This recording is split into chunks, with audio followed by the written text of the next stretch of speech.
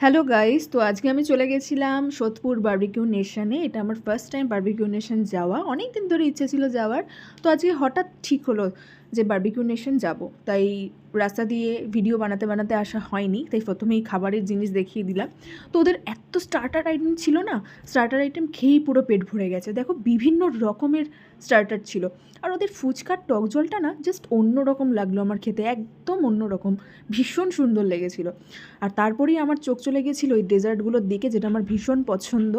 আর ভিডিওতে না অনেক দেখেছি এর আগে ফেসবুকে যে সবাই এরম নিয়ে নিয়ে খায় খায় খায়। তো আমার প্রচণ্ড ইচ্ছা ছিল এরকম একটা নিজেও একটা ভিডিও বানাবো। তো সেরকম মতো বানিয়ে ফেললাম নিজের একটা ভিডিও। জাস্ট একটা আমেজিং ফিলিং হচ্ছিলো, জানো তো।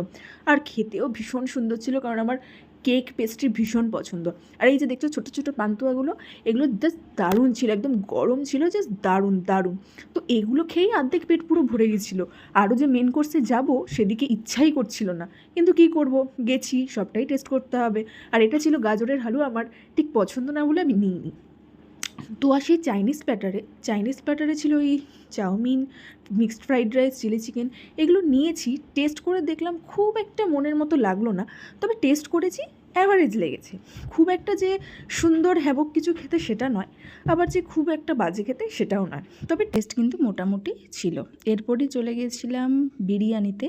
তো বিরিয়ানিটা টেস্ট করে আমার ভীষণ ভালো লেগেছিলো। বিরিয়ানির টেস্টটা সত্যি ভীষণ সুন্দর ছিল। আর তারপরেই ছিল হচ্ছে বাসন্তী পোলাও, ভীষণ একটা সুন্দর ডেকোরেশন করা চেরি দিয়ে।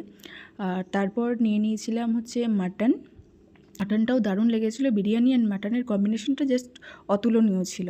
তারপর নিয়ে নিয়েছিলাম শরবত। তো এছাড়াও আরও অনেক অনেক অনেক রকম আইটেম ছিল, কিন্তু এত স্টার্টার খেয়ে প্রথমত পেট একদম ভর্তি হয়ে গেছিলো, আর কিছু পেটে ঢোকানোর মতো জায়গা ছিল না।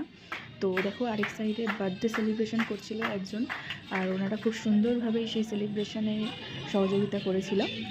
আর এই ছিল আজকে আমার মিনি ব্লগ। So tata.